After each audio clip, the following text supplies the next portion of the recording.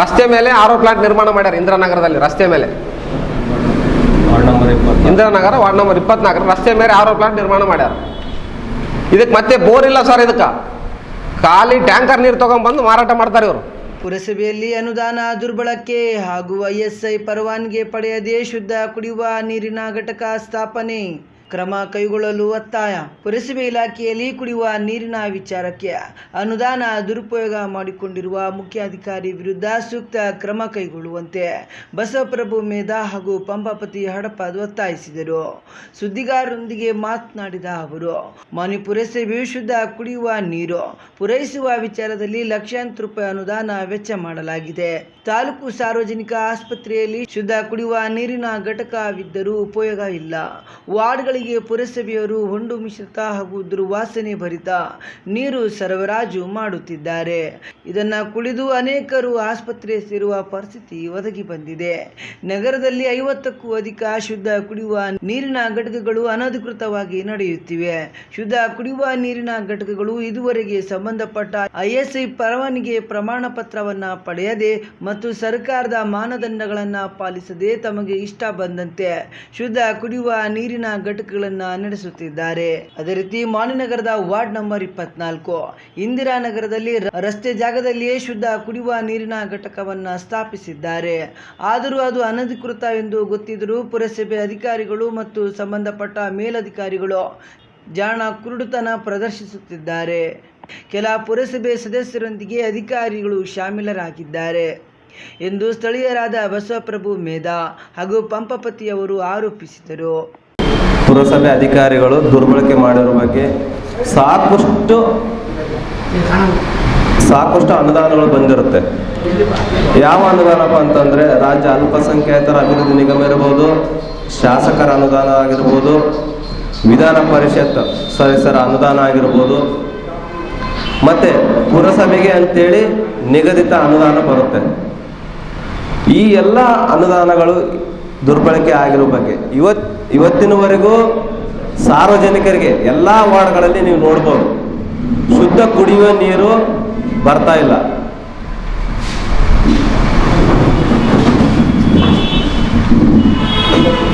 ಅಧಿಕಾರಿಗಳು ಸಮರ್ಪಕವಾಗಿ ಸಾರ್ವಜನಿಕರಿಗೆ ಕುಡಿಯುವ ನೀರು ಆಗಿರ್ಬೋದು ಅಥವಾ ಬಳಸೋ ನೀರು ಆಗಿರ್ಬೋದು ಇವತ್ತಿನವರೆಗೂ ಅವರು ಸಾರ್ವಜನಿಕರಿಗೆ ತಲುಪಿಸುವಲ್ಲಿ ವಿಫಲರಾಗಿದ್ದಾರೆ. ಆ ನೀರನ್ನು ಬಳಸುವಂಥ ಸಾರ್ವಜನಿಕರು ನೋಡಿ ಹೆಂಗಿದೆ ಪರಿಸ್ಥಿತಿ ಅಂತಂದರೆ, ಇಷ್ಟು ಅನುದಾನಗಳು ಬಂದರೂ ಕೂಡ ಇವತ್ತಿನವರೆಗೂ ಒಂದು ಒಳ್ಳೆ ನೀರನ್ನು ಕೊಡೋಕೆ ಆಗ್ತಾ ಇಲ್ಲ ಪುರಸಭೆ ಅಧಿಕಾರಿಗಳಿಂದ. ಸಾಕಷ್ಟು ಅನುದಾನ ಬಂದರೂ ಕೂಡ ಆ ಅನುದಾನ ಎಲ್ಲಿ ಹೋಯ್ತು, ಎಲ್ಲಿ ದುರ್ಬಳಕೆ ಆಗಿದೆ ಅನ್ನೋದ್ರ ಬಗ್ಗೆ ವರದಿ ಕೂಡ ಕೊಡ್ತಾ ಇಲ್ಲ. ಯಾವುದೇ ನಾವು ಒಂದು ಪ್ರಶ್ನೆಗಳನ್ನು ಕೇಳಿದಾಗ ಸುಮ್ಮನೆ ಅದೇನೋ ಕುಂಟು ನೆಪಗಳನ್ನು ಹೇಳ್ಕೊಂತ ಇವರು ವರ್ಷವಿಡೀ ಕುಂಟು ನೆಪಗಳನ್ನು ಹೇಳ್ಕೊಂತ ಹೋಗ್ತಾರೆ. ಆಮೇಲೆ ಹೆಂಗಾಗ್ಬಿಟ್ಟಿದೆಪ್ಪ ಅಂತಂದರೆ ಮಾನವಿಯಲ್ಲಿ ಕಾಂಗ್ರೆಸ್ನವರು BJP ಮೇಲೆ, BJPಯವರು JDS ಮೇಲೆ, ಈಗಂತರ ಅವರಿಬ್ಬರು ಒಂದಾಗ್ಬಿಟ್ಟಿದ್ದಾರೆ ಬಿಡಿ. BJP JDS ಸಮ್ಮಿಶ್ರ ಆಗ್ಬಿಟ್ಟಿದೆ. ಈ ಕಾಂಗ್ರೆಸ್ನವರು BJP ಮೇಲೆ, BJPಯವರು ಕಾಂಗ್ರೆಸ್ ಮೇಲೆ ಹೇಳ್ಕೊಂತ 5 ವರ್ಷ ಮುಗಿಸ್ಬಿಡ್ತಾರ. ಇನ್ನೊಂದು MLA ಎಲೆಕ್ಷನ್ ಬರ್ತದ, ಮತ್ತೆ ಇವ್ರು ಅವ್ರ ಮೇಲೆ ಹೇಳ್ಕೊಂತ ಇವರು ಕೂಡ ಅನುದಾನ ದುರ್ಬಳಕೆ ಮಾಡಿಕೊಂಡು ಏನಪ್ಪ ಸಾರ್ವಜನಿಕರಿಗೆ ಮಾತ್ರ ಶುದ್ಧ ಕುಡಿಯುವ ನೀರು ಇವತ್ತಿನವರೆಗೂ ಯಾವ ವಾರ್ಡ್ಗಳಲ್ಲಿ ಇಲ್ಲ. ನೀವು ಬೇಕಾದ್ರೆ ನೋಡ್ಬೋದು ಮಾಧ್ಯಮ ಮಿತ್ರರು. ಆಮೇಲೆ ಈ ನೀರನ್ನು ಬಳಸುವಂಥ ಸಾರ್ವಜನಿಕರು ವೃದ್ಧರಿರ್ಬೋದು, ಚಿಕ್ಕ ಮಕ್ಕಳಾಗಿರ್ಬೋದು, ಮತ್ತು ನಮ್ಮಂಥವ್ರು ಆಗಿರ್ಬೋದು, ಯಾವುದೇ ಒಬ್ಬ ವ್ಯಕ್ತಿ ಆ ನೀರನ್ನು ಕುಡಿದ್ರೆ ಇವತ್ತಿನವರೆಗೂ ಯಾರು ಆರಾಮಿಲ್ಲ. ಎಲ್ಲರೂ ಹಾಸ್ಪಿಟ್ಲಿಗೆ ಅಡ್ಮಿಂಟ್. ಆಮೇಲೆ ಇನ್ನು ನಾವು ಕೂಡ ಮೊನ್ನೆ ಹಾಸ್ಪಿಟ್ಲಿಗೂ ಹೋಗಿದ್ವಿ ಆ ನೀರನ್ನು ಕುಡಿದು. ಈ ಥರ ಪರಿಸ್ಥಿತಿ ನಿರ್ಮಾಣ ಆಗಿದೆ ಮಾನವೀಯ ನಗರದಲ್ಲಿ. ವಾರ್ಡಿನ ಜನರು ಈಗಾಗಲೇ ಪುರಸಭೆ ಸದಸ್ಯರುಗಳು ಎಲ್ಲ ವಾರ್ಡ್ನಲ್ಲಿ ಇದ್ದಾರೆ. ಆದರೆ ಆ ಸದಸ್ಯರ ತಲ್ಲೇ ಹೋಗೋಕ್ಕೆ ಅಂಜ್ತಿದ್ದಾರೆ ಜನಗಳು.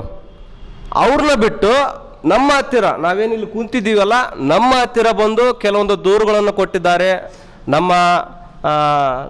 ನಮ್ಮ ಓಣೆಯಲ್ಲಿ CC ರಸ್ತೆ ಇಲ್ಲ, ಶೌಚಾಲಯ ಇಲ್ಲ, ಕುಡಿಯುವ ನೀರಿನ ವ್ಯವಸ್ಥೆ ಇಲ್ಲ. ಕುಡಿಯೋ ನೀರಿನ ವ್ಯವಸ್ಥೆ ಹೋಗಲಿ ಸರ್, ಅವರು ಏನೋ ದುಡ್ಡು ಕೊಟ್ಟು ತಗೊಳ್ತಿದ್ದಾರಂತೆ. 10 ರೂಪಾಯಿ ಏನೋ 15 ರೂಪಾಯಿ ಒಂದು ಕೊಡಕ್ಕೆ 10 ರೂಪಾಯಿ ಖರ್ಚು ಮಾಡಿ ಸ್ವಲ್ಪ ದೂರ ಹೋಗ್ಬಿಟ್ಟು ತಗೊಳ್ತಿದ್ದಾರಂತೆ. ಅದು ಹೋಗ್ಲಿ, ದುಡ್ಡು ಕೊಟ್ಟು ತಗೊಳ್ತಿದ್ದಾರೆ ಅಂತ ನೇರವಾಗಿ ನಮ್ಗೆ ಹೇಳಿದ್ದಾರೆ. ಅದು ಅಲ್ಲದೆ ಬಳಸೋದಕ್ಕೆ ಕೂಡ ನೀರಿಲ್ವಂತೆ ಇವತ್ತಿನವರೆಗೂ. ಎಷ್ಟು ದಿವಸ ಆಯ್ತು ರೀ, ಸ್ವಾತಂತ್ರ್ಯ ಬಂದು 76 ವರ್ಷ ಕಂಪ್ಲೀಟ್ ಆಯಿತು. ಇನ್ನೂ ಈ ಮುಖ್ಯಾಧಿಕಾರಿಗಳು ವಾರ್ಡ್ಗಳಲ್ಲಿ ಕುಡಿಯೋದಕ್ಕೆ ಹೋಗ್ಲಿ, ಬಳಸೋದಕ್ಕೆ ಕೂಡ ನೀರು ಕೊಡ್ತಾ ಇಲ್ಲ.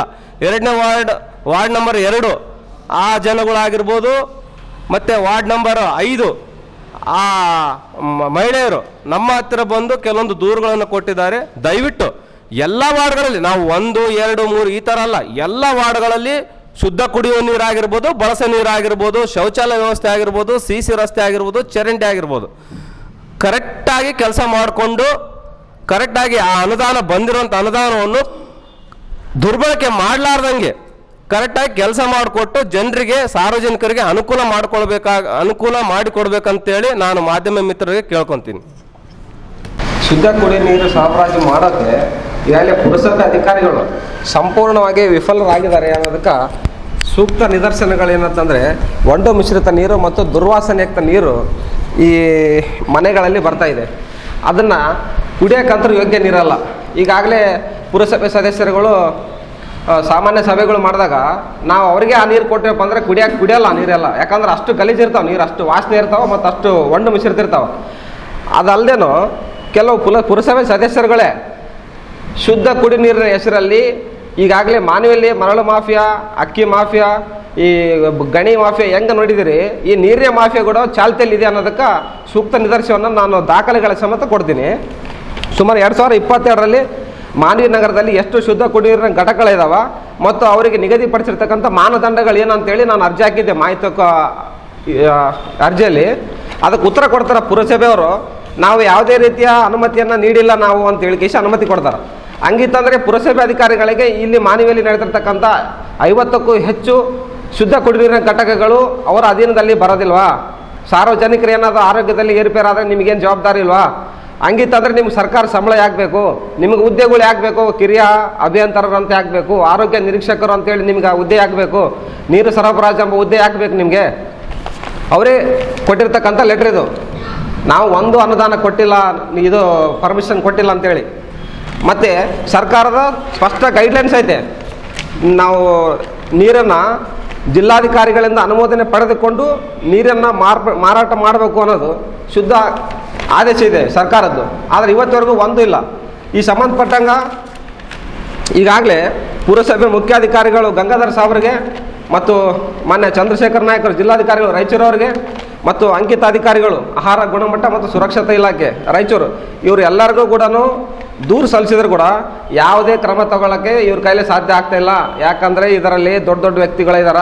ಈ ಅಕ್ಕಿ ವಿಚಾರದಲ್ಲಿ, ಉಸುಗಿನ ವಿಚಾರದಲ್ಲಿ ಯಾವ ರೀತಿ ದೊಡ್ಡವ್ರ ಕೈವಾಡ ಇದೆ, ಈ ನೀರಿನ ವಿಚಾರದಲ್ಲಿ ಕೂಡ ದೊಡ್ಡವ್ರ ಕೈವಾಡ ಇದೆ. ಸದಸ್ಯರುಗಳು ಇನ್ವಾಲ್ವ್ ಇದ್ದಾರೆ ಇದರಲ್ಲಿ.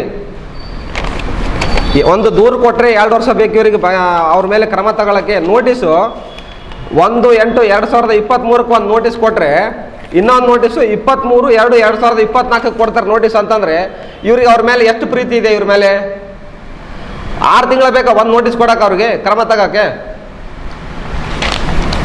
ಈಗಾಗಲೇ ವರದಿಗಳಾಗಿದ್ದಾವೆ. ಏನಂತ? ಆರೋಗ್ಯಕ್ಕಿಲ್ಲ, ಪುರಸಭೆ ಅಧಿಕಾರಿಗಳಿಗೆ ಕಾಳಜಿ ಇಲ್ಲ ಆರೋಗ್ಯದ ಬಗ್ಗೆ ಅಂತೇಳಿ ಜಿಲ್ಲಾ ಮಟ್ಟದ್ದು ಮತ್ತು ತಾಲೂಕು ಮಟ್ಟದ ವರದಿಗಳು ಪತ್ರಿಕೆಗಳಲ್ಲಿ ಪ್ರಕಟ ಆಗಿದ್ದಾವೆ. ಇಷ್ಟಿದ್ರು ಕೂಡ ಅಧಿಕಾರಿಗಳು ಯಾಕೆ ಅವ್ರ ಮೇಲೆ ಪ್ರೀತಿ ತೋರ್ಸಕತ್ತಾರ? ಆರೋಗ್ಯ ಘಟಕಗಳ ಮೇಲೆ ಅವ್ರ ಮೇಲೆ ಯಾಕೆ ಕ್ರಮ ತಗೊಳ್ಳಲ್ರಿ ನೀವು?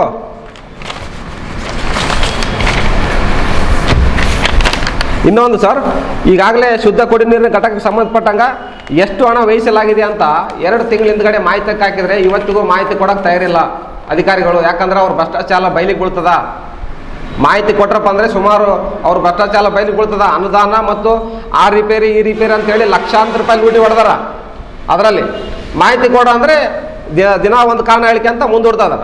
ಆ ಥರ ಹಂಗಾಗಿ ನಾವೇನಂತೀವಿ, ಪತ್ರಿಕಾಗೋಷ್ಠಿ ಮೂಲಕ ಅವರಿಗೆ ಮುಖ್ಯಾಧಿಕಾರಿಗಳು ಆಗಿರ್ಬೋದು ಅಥವಾ ಸಂಬಂಧಪಟ್ಟ ಇಲಾಖೆಯವರು ಯಾರಿದ್ದಾರೆ, ಕಿರಿಯ ಆರೋಗ್ಯ ನಿರೀಕ್ಷಕರಾಗಿರ್ಬೋದು, ಕಿರಿಯ ಅಭಿಯಂತರರಾಗಿರ್ಬೋದು, ಇವರು ಕೆಲಸ ಮಾಡೋಕ್ಕೆ ಯೋಗ್ಯರಲ್ಲ. ಇವರು ಆ ಜಾಗಕ್ಕೆ ಇರೋಕ್ಕೆ ಯೋಗ್ಯರಲ್ಲ. ನಿಮ್ಗೆ ಸಾರ್ವಜನಿಕರ ಬಗ್ಗೆ ಕಾಳಜಿ ಇಲ್ಲ ಅಂದಮೇಲೆ ನಿಮ್ಗೆ ಯಾಕೆ ಬೇಕು ಸರ್ಕಾರಿ ಸಂಬಳ? ಯಾಕೆ ಬೇಕು? ಹುದ್ದೆ ಯಾಕೆ ಬೇಕು?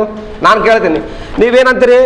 ಒಂದು ನಾವು ಅನುಮತಿ ಕೊಟ್ಟಿಲ್ಲ ಅಂದಮೇಲೆ ನಿಮ್ಮ ಹೆಸರು ಹಾಕಿ ಅಂತ ಕೇಸಿ ಇಲ್ಲಿ ನೀರು ಮಾರಾಟ ಮಾಡಕತ್ತಾರ ಪುರಸಭೆ ಮಾನವಿ ಅಂತೇಳಿ ರಾಜ್ಯ ಅಲ್ಪಸಂಖ್ಯಾತರ ಅಭಿವೃದ್ಧಿ ನಿಗಮ 17-18 ಸಾಲಿನ ಶುದ್ಧ ಕುಡಿಯುವ ನೀರಿನ ಘಟಕ ಪುರಸಭೆ ಕಾರ್ಯಾಲಯ ಮಾನವಿ ಅಂತೇಳಿ ನಿಮ್ಮ ಹೆಸರು ಹಾಕಿ ನೀರು ಮಾರಾಟ ಮಾಡ್ತಾರ.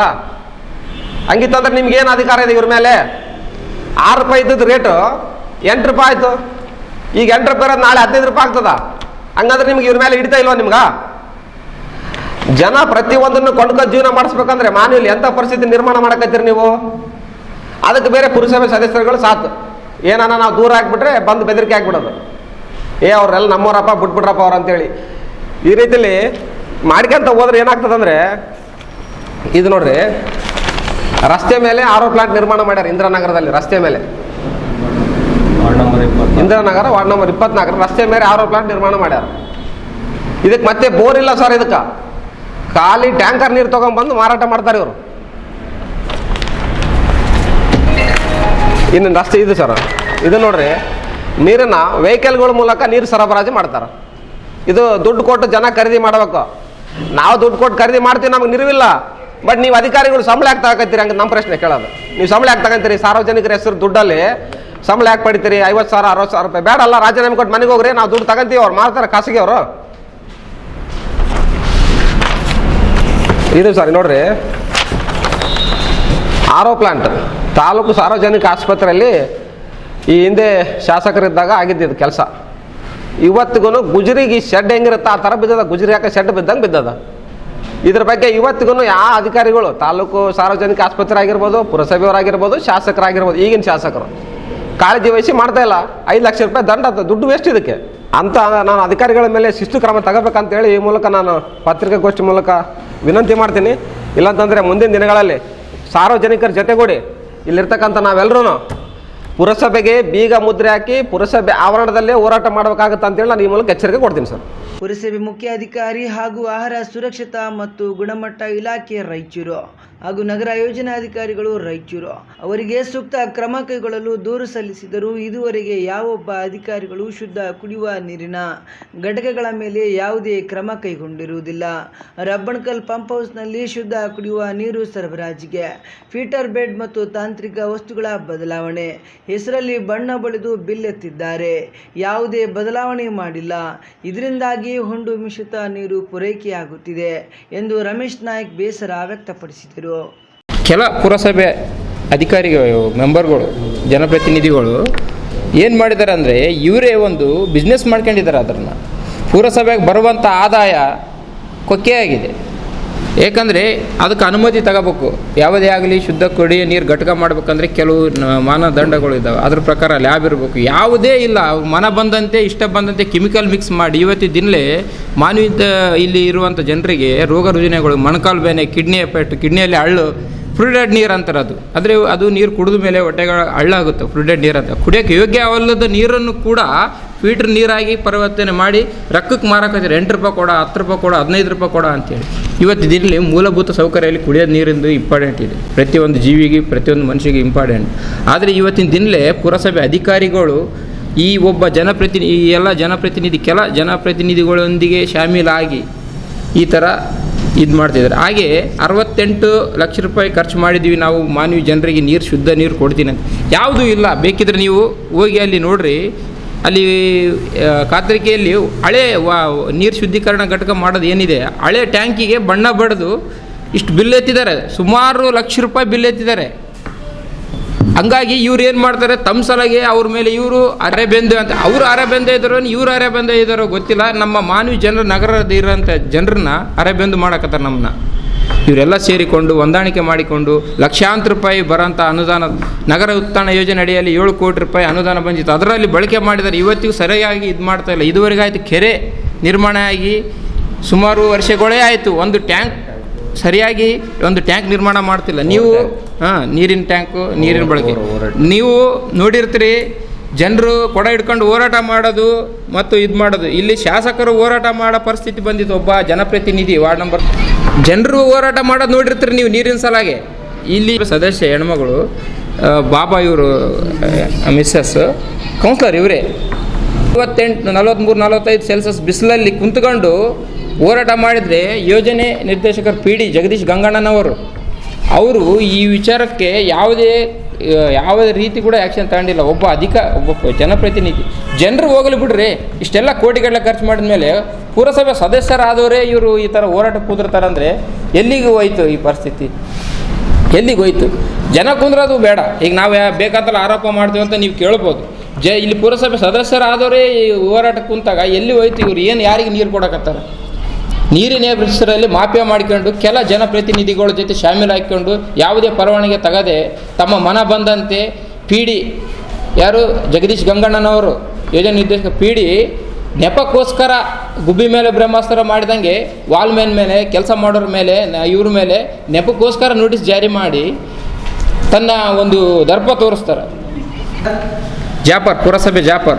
ಯಾಕಂದ್ರೆ ಉದಾಹರಣೆ ರೇಜಿಂಗ್ ಲೈನ್ ಪೈಪ್ ಕಲೆಕ್ಷನ್ ಅಲ್ಲಿ ದೊಡ್ಡ ಬಿಲ್ಡಿಂಗ್ ಆಗಿದೆಲ್ಲ ಈರನ್ ಡಾಕ್ಟರ್ದು, ಅದಕ್ಕೆ ಕೂಡ ರೇಜಿಂಗ್ ಲೈನ್ ಪೈಪ್ ಕಲೆಕ್ಷನ್ ಕೊಟ್ಟಿದ್ದಾರೆ. ಇವೆಲ್ಲ ಹಿಂಗೆ ಕೊಟ್ಟರೆ ಮುಂದೆ ನೀರು ಹೆಂಗೆ ಹೋಗ್ತಾವೆ ಬೇರೆ ವಾರ್ಡ್ಗಳಿಗೆ ನೀರು ಸಪ್ಲೈ ಆಗೋದಾಗಲಿ. ಇವರೆಲ್ಲ ಪ್ರತಿಯೊಂದು ಶುದ್ಧ ಕುಡಿಯೋ ನೀರಿನ ಘಟಕಗಳಿಗೆ ಕೊಟ್ಟು ತಿಂಗಳು ಇಂತಿಷ್ಟು ಅಂತೇಳಿ ಮಾಮೂಲಿ ಫಿಕ್ಸ್ ಮಾಡ್ಕೊಂಡು ಈ ಜೈ ಇರ್ಬೋದು, ಪುರಸಭೆ ಮುಖ್ಯಾಧಿಕಾರಿ ಇರ್ಬೋದು, ಈ ಜನಪ್ರತಿನಿಧಿಗಳು ಇರ್ಬೋದು, ಯಾರು ಕೆಲ ಜನಪ್ರತಿನಿಧಿಗಳು ಪುರಸಭೆ ಮೆಂಬರ್ ಕೆಲವರು ಈ ಥರ ಫಿಕ್ಸ್ ಮಾಡ್ಕೊಂಡಿದ್ದೇನೋ ಮೇಲ್ನೋಟಕ್ಕೆ ಎದ್ದು ಕಾಣಕತ್ತದ. ಇದು ಅದಕ್ಕೋಸ್ಕರ ಆ್ಯಕ್ಷನ್ ತಗೊಂತ ಇಲ್ಲ ಪುರಸಭೆ ಅಧಿಕಾರಿಗಳು. ಇದ್ರ ಬಗ್ಗೆ ನಾವು ಯಾರು PD ಜಗದೀಶ್ ಗಂಗಣ್ಣನವ್ರಿಗೆ ಕೂಡ ನಾವು ಗಮನಕ್ಕೆ ತಂದಿವಿ. ಅವರು ಬಂದು ಗುಬ್ಬಿ ಮೇಲೆ ಬ್ರಹ್ಮಾಸ್ತ್ರ ಅನ್ನಂಗಿತ ಅಲ್ಲಿ ಕೆಲಸ ಮಾಡೋ D ಗ್ರೂಪ್ ನೌಕರ ಮೇಲೆ ನೋಟಿಸ್ ಜಾರಿ ಮಾಡ್ತಾರೆ. ಈ ಥರ ಮಾಡ್ತಿದ್ದಾರೆ. ಇಂಥ ಅಧಿಕಾರಿಗಳಿದ್ರೆ ನಮ್ಮ ಮಾನವಿಗೆ ನೀರು ಇದುವರೆಗೆ ಸುಮಾರು ವರ್ಷ ಕೆರೆ ಆದರೂ ಕೂಡ ಯಾವುದೇ ರೀತಿ ನೀರು ಸಿಗ್ತಾ ಇಲ್ಲ. ಹಂಗಾಗಿ ನಾವು ಪ್ರೆಸ್ ಮೀಟ್. ಈ ಸಂದರ್ಭದಲ್ಲಿ ರಮೇಶ್ ನಾಯಕ್, ವೆಂಕಟೇಶ್ ಟೇಲರ್, ಸುಧಾಕರ್ ಅರೋಲಿ ಸೇರಿದಂತೆ ಇನ್ನಿತರರು ಉಪಸ್ಥಿತರಿದ್ದರು.